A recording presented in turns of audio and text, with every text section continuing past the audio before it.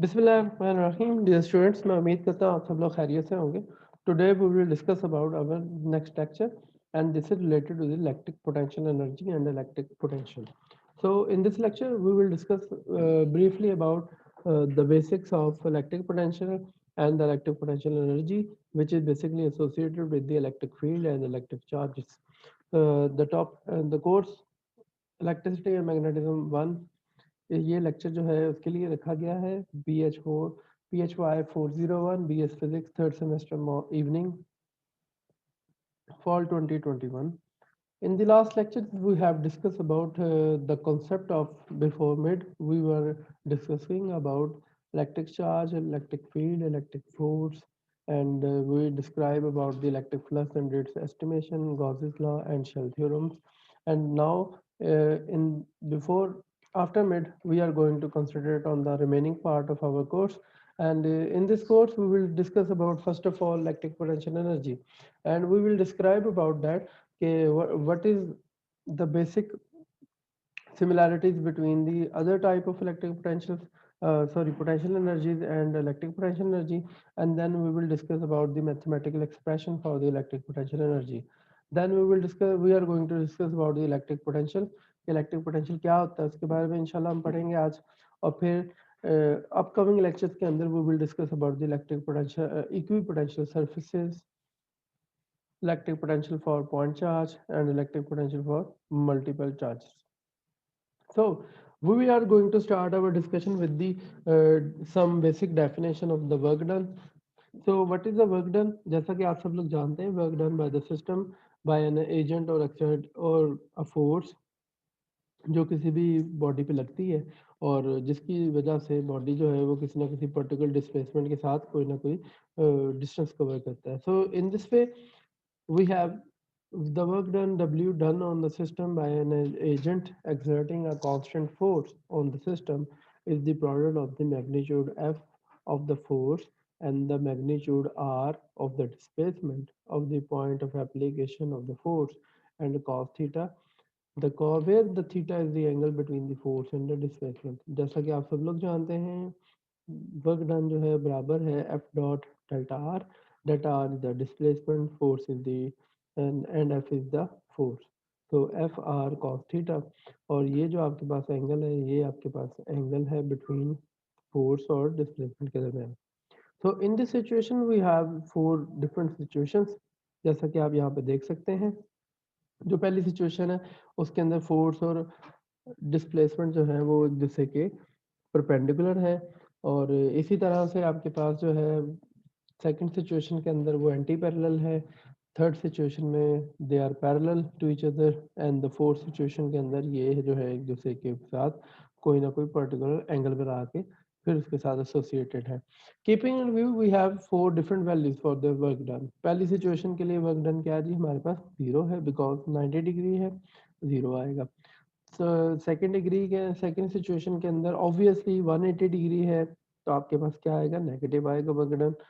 Third के लिए आपके पास क्या है, वर्क डन दोनों पैरेलल हैं तो ये पॉजिटिव आएगा. चौथे डिग्री के लिए F delta R cos theta, तो थीटा अननोन है इसी वजह से आपके पास क्या आएगा, एफ आर कॉस थीटा के वैल्यू से ये किया जा सकता है. सिमिलरली जैसा कि यहाँ पे हम ये सारी चीज़ों को देख रहे हैं, in the same way we can also describe potential energy by work done.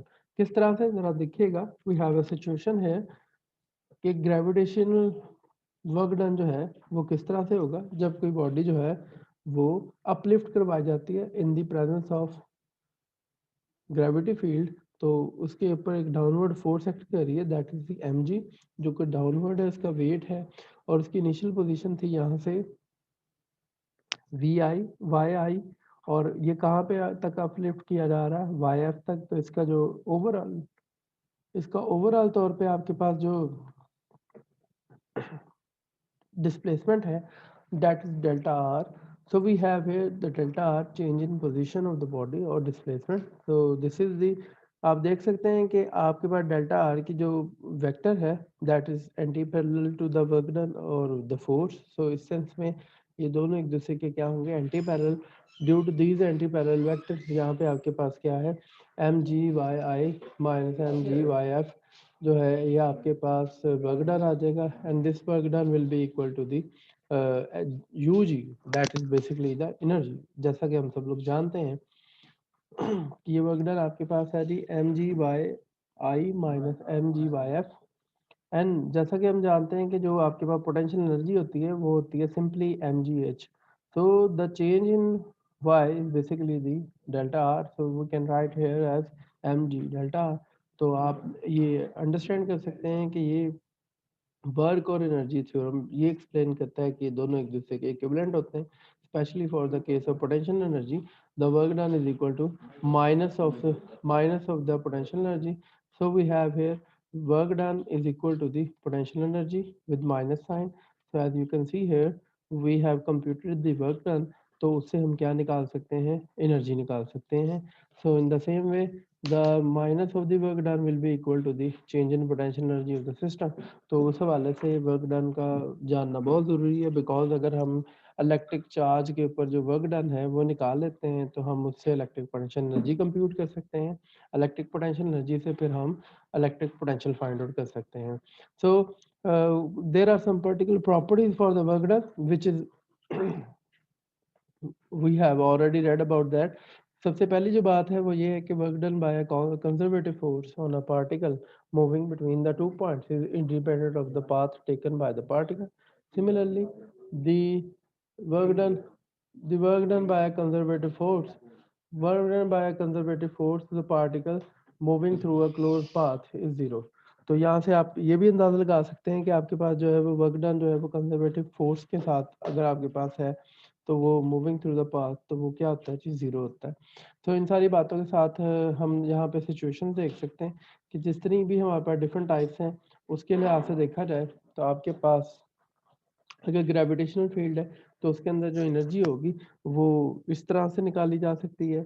आपके पास work done opposite to the negative of the work done is equal to the potential energy, electric gravitational potential energy है। अगर आप गौर करें इस particular point के ऊपर तो यहाँ पे आपके पास क्या बन रहा है, ये वर्क डन की डेफिनेशन है। सो this is the definition of the work done and this definition is associated with the potential energy. तो ये एनर्जी के साथ एसोसिएट की गई है।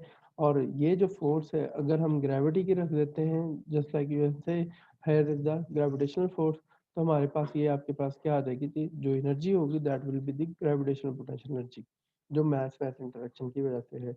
In the same way if you are putting the value of interaction between the two bodies with respect to the height, तो यहाँ पे भी again we have here the weight of the body and this g depicts that we have the gravitational interaction, so that's why we have there a relative potential energy। so similarly we have here the change in potential energy with respect to the elasticity. तो उसको हम elastic potential energy कहते हैं। Elastic potential energy के अंदर हम force जो होगी वो इलास्टिक फोर्स पुट करते हैं। तो इलास्टिक फोर्स जो है वो के एक्स की फॉर्म में रखी जाती है माइनस के एक्स की फॉर्म में। तो उस सेंस के अंदर आपके पास जो है रिस्टोरिंग फोर्स के साथ तो आपके पास ओवरऑल जो वैल्यू बनती है एनर्जी की वो 1/2 के एक्स स्क्वायर आ जाएगी। सिमिलरली यहाँ पे आपके पास क्या होगा जी, यहाँ पे जो डेल्टा यू है that is we want to find actually in this lecture. और इसके अंदर आपके पास जो सिचुएशन है it's very easy and simpler. इसके अंदर आपके पास सिचुएशन ये है कि हम चेंज इन पोटेंशियल एनर्जी को फाइंड आउट करते हैं और जो चेंज इन पोटेंशियल एनर्जी है वो स्पेशली तौर पे इलेक्ट्रिक चार्जेस के लिहाज से होगी और उनकी पोजीशंस के हिसाब से है। तो उस हवाले से आपके पास यहाँ पे क्या होगा, द फोर्स इज रिलेटेड और यहाँ पे जो फोर्स पुट की जा रही है that is the electric force और F is equal to Q E जो है वो इलेक्ट्रिक फोर्स का फॉर्मूला है। तो उस सेंस के अंदर आपके पास यहाँ पे क्या होगा जी, वो हम फाइंड आउट करना चाहते हैं। तो इसको सॉल्व करने के लिए हम क्या कर रहे हैं, आइए ज़रा देखें कि इलेक्ट्रिक पोटेंशियल एनर्जी जो है वो किस तरह से बिहेव करती है। So it's a very simple thing. Electric potential energy according to the formula of work energy theorem वो है कि change in potential energy will be equal to minus of the work done. तो इसका बड़ा तरीका और सिंपल तरीका ये है, work done by the electrostatic force is the path independent. तो हमें सबसे पहले वर्क डन निकालना है। वर्क डन निकाल लेंगे तो उसको नेगेटिव के साथ मल्टीप्लाई करें तो आपके पास क्या आ जाएगी, इलेक्ट्रिक पोटेंशियल एनर्जी आ जाएगी। So the work done is equal to F dot R and force जो है वो आपके पास डेल्टा क्यू पुट कर दी जाएगी यहाँ पे। ठीक है जी, जैसे कि आप देख सकते हैं F is equal to Q E और डॉट डेल्टा आर। अब this dot product will be open, it depends upon the charge interaction. अगर के आपके पास जो चार्ज है वो पॉजिटिव इंटरेक्शन है और आप इस चार्ज के फ्लो के हिसाब से देखेंगे तो ये पॉजिटिव भी हो सकती है, और अगर अप्लाइड फोर्स के हिसाब से देखेंगे तो ये नेगेटिव भी हो सकती है। आइए इसकी थोड़ी सी वजाहत देखते हैं। इन दिस फर्स्ट पिक्चर और in this first animation you can see here कि अगर हम ये फर्ज कर रहे हैं कि पॉजिटिव चार्ज लाइंस को फॉलो करता हुआ जा रहा है, तो ये दोनों एक दूसरे के पैरेलल हैं, तो जो वर्क डन होगा वो क्या होगा जी, पॉजिटिव होगा। So you can see here कि in this situation we have positive work done, so this is the positive work done. इस सिचुएशन के अंदर आपके पास जो वर्क डन है that is positive because the line of action both have the same. But for this situation, the second situation, we have different situation. आपकी body initially आपके पास यहाँ पे है और आप इसको क्या करना चाह रहे हैं, इसी तरीका के मुताबिक फाइनल पोजीशन की तरफ लेके आते हैं। तो ये फाइनल पोजीशन है। अगर आप इस चार्ज को ड्रैग करते हैं इस सेंस के अंदर, इस डिस्ट्रीब्यूशन के अंदर, तो तब आपके पास जो वर्क डन होगा वो क्या होगा, नेगेटिव होगा। सो इट डिपेंड्स अपॉन, इस सिचुएशन के अंदर आपके सिर्फ चार्जेस ने इसको फॉलो करना है, पाथ फॉलो करना है। अगर आपका चार्ज जो है वो ऑपोजिट डायरेक्शन में मूव करेगा then this will be known as the negative work done by the body. तो उस सेंस के अंदर आप पॉजिटिव चार्ज और नेगेटिव चार्ज के ऊपर जो वर्क डन किया जा रहा है उसकी सिचुएशन को स्टडी कर सकते हैं। सो आइए एक सिंपल से न्यूमेरिकल प्रॉब्लम एमसीक्यू को सॉल्व करने की कोशिश करते हैं, जिसके अंदर हमें पूछा गया है कि बताइए कि क्या वर्क डन एक प्रोटॉन है और प्रोटॉन के ऊपर जो चार्ज है वो पॉजिटिव होता है। तो बताएं जो है when we move the proton from ith position, initial position आपके पास है जी i और फाइनल पोजीशन आपके पास है जी f। तो उस हवाले से आपके पास जो है we can have the proton from I position to F position in uniform electric field directed as shown, which state that the following is true।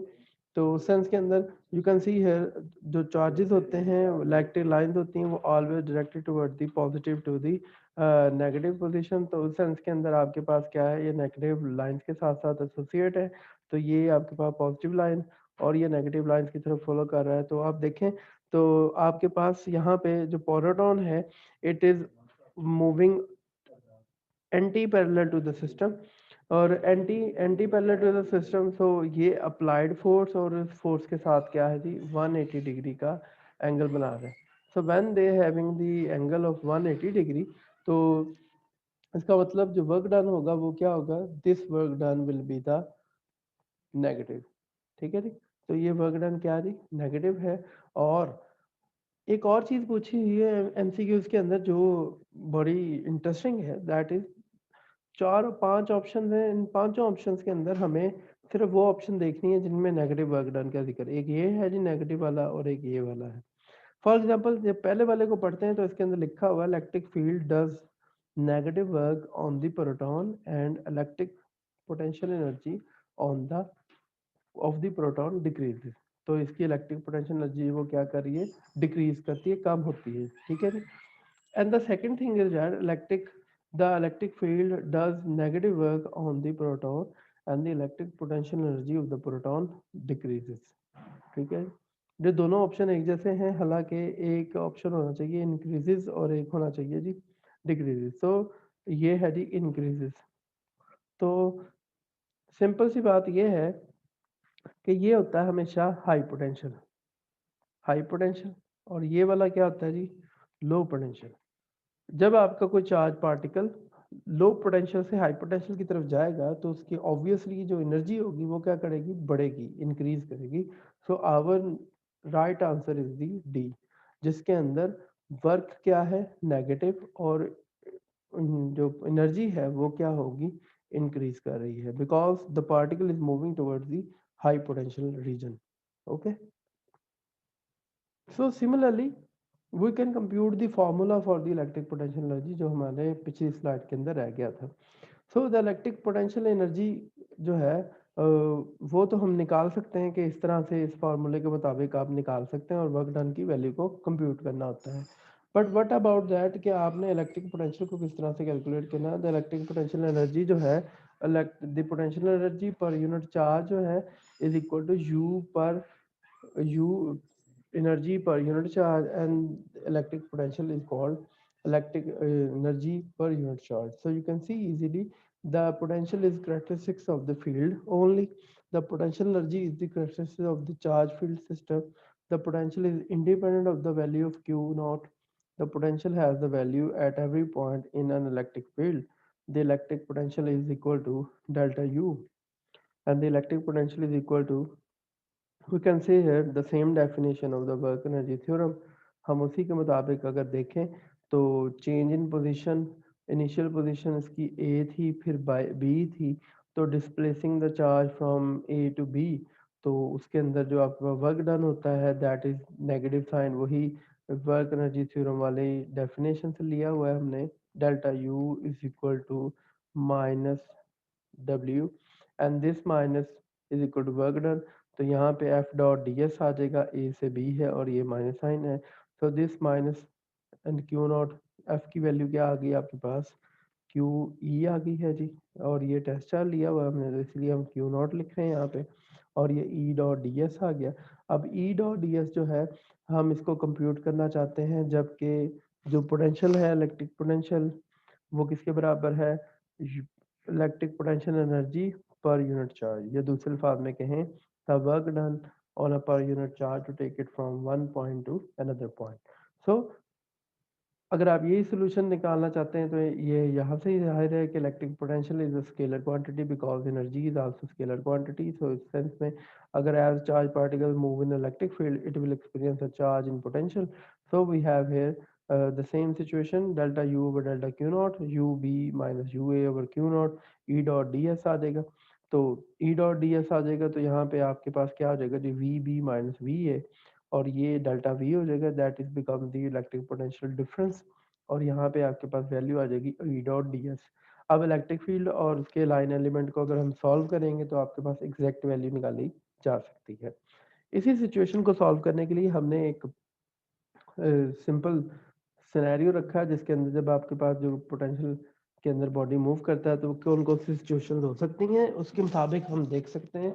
Electric field line always point in the direction of decreasing electric potential, a system consisting of positive charge and electric field loses electric energy when the charge moves in the direction of the field. Okay, so a system consisting of negative charge an electric field gains electric energy, potential energy, when the charge moves in the direction of the field. So the potential difference does not depend upon the path connecting them. ये याद रखिएगा कि सब पे depend नहीं करता। For example, let's start with the positive charge.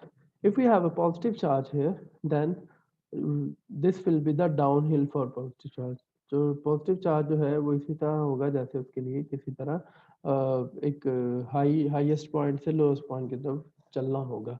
इसके अंदर सेम जिस तरह हम आमतौर पे ग्रेविटेशनल फील्ड के लिए काम करते हैं कि अगर आप किसी हाइट से किसी बॉडी को छोड़ते हैं तो उसकी एनर्जी जो होती है वो आहिस्ता आहिस्ता कम हो रही होती है। In the same way positive charge इस सिचुएशन के अंदर फॉल छोड़ा जाएगा तो उसकी एनर्जी जो होगी वो लोअर होगी। What is the reason actually तौर पे अगर आप रीजन देखें तो यहाँ पे हमेशा लाइंस जो होती हैं वो पॉजिटिव से क्या निकलती हैं जी, पॉजिटिव से स्टार्ट होंगी और नेगेटिव पे एंड होती हैं। सो when we are releasing the charge from this point then the charge will follow the electric lines and उसकी वो हाई पोटेंशियल से दूर होता जाएगा और लो पोटेंशियल की तरफ जाता जाएगा तो obviously it will lose its energy. So you can compute this value here, delta V is equal to Vf minus Vi here, and this is the same definition. If we are parallel to the situation then we have the exact formula QED. Here is the delta V and everything is easily ds जो है वो अगर ये आपके पास uniform है constant है तो ये बाहर आ जाएगा, और जो ds है वो आपका डिस्प्लेसमेंट बन जाएगा तो delta v is equal to minus D. तो ये आपके पास फॉर्मूला डेवलप हो जाएगा delta v is equal to minus E D. So this is the same definition जो आप लोगों ने कहीं कभी पढ़ी होगी कि negative of the potential difference or gradient of the negative side of the is equal to the E. तो ये वही वाली सिचुएशन डेवलप हो जाती है। पर अगर हम इसकी जगह एक नेगेटिव चार्ज रखते हैं, तो नेगेटिव चार्ज जैसे ही इसको फ्लो में आएगा तो इट विल बिहेव लाइक, इसकी एनर्जी जो है वो इंक्रीज होगी, बिकॉज नेगेटिव नेगेटिव के करीब जा रहा है, तो it will rise, feel rise in its energy, and electric potential energy जो होगी वो बढ़ना शुरू हो जाएगी। So similarly we have a situation here where कि आपको एक पॉजिटिव चार्ज है, उसको रिलीज किया गया किसी ना किसी एंगल 45 पे। तो इस सिचुएशन के अंदर बताएं कि इसकी जो पोटेंशियल एनर्जी है वो कितनी है और पोटेंशियल डिफरेंस क्या है। तो आप इजीली इस पोटेंशियल डिफरेंस को कंप्यूट कर सकते हैं, ई डॉट डी एस। और ये ई डॉट डी एस के ज़रिए से आप बता सकते हैं, इन दोनों के डॉट प्रोडक्ट को ओपन करें, 45 है, ई कॉस 45 कांस्टेंट है, बाहर आ जाएगा, and we will have only with this value फिर cos 45 will become like this one। और ये आपके पास ये भी क्या है, सेम है, which shows that the potential difference does not depend upon the path connecting them। तो बी केयरफुल। आपसे ये सिचुएशन पूछी जाए कि इन दोनों के दरमियान पोटेंशियल डिफरेंस कितना है, either from this point to this point और this point to this point, then keep in mind that the potential difference does not depend upon the path। so it is very important point कि आप electric field में कहीं पे भी हैं और uniform electric field है, तो वहाँ पर जो पोटेंशियल डिफरेंस होगा वो आपके पाथ कनेक्टिंग के ऊपर डिपेंड नहीं करता। सो हम किसी भी इलेक्ट्रिक पोटेंशियल एनर्जी या फिर इलेक्ट्रिक पोटेंशियल फील्ड को किस तरह से मेजर कर सकते हैं, we always measure in volts. 1 volt जो है वो 1 जूल पर कूलम होता है by definition, and 1 joule is equal to 1 VC, and 1 joule can also be written as 1 newton metre. और इलेक्ट्रिक फील्ड क्या है, न्यूटन पर कूलम। और उस हवाले से आप जो है इस तरह से इसको रीअरेंज करते हुए निकाल सकते हैं कि ओवरऑल जो आपके पास इलेक्ट्रिक फील्ड है उसका यूनिट होता है आपके पास वोल्ट पर मीटर होता है। In the same way electric energy क्या है, electric energy is equal to 1 volt 1 electron volt, and this 1 electron volt can be taken as 1.6 in 10⁻⁻⁹ joule के बराबर होता है। जी इंशाल्लाह नेक्स्ट लेक्चर के अंदर हम equipotential surfaces, equipotential electric potential for points charges, electric potential for multiple charges के बारे में इंशाल्लाह बात करेंगे। जी मैं उम्मीद करता हूँ आपको इस लेक्चर की समझ आई होगी। फिर भी किसी किस्म का कोई प्रॉब्लम फील कर रहे हैं आप, कोई कन्फ्यूजन है, डिस्कशन करना चाह रहे हैं, तो आप हमारे इंटरेक्टिव सेशन को ज्वाइन करें जूम मीटिंग के ज़रिए से, व्हाट्सएप ग्रुप के ज़रिए से, और यूट्यूब कमेंट सेक्शन के ज़रिए से आप अपनी कन्फ्यूजन वगैरह जो है वो दूर कर सकते हैं। अल्लाह हाफिज़।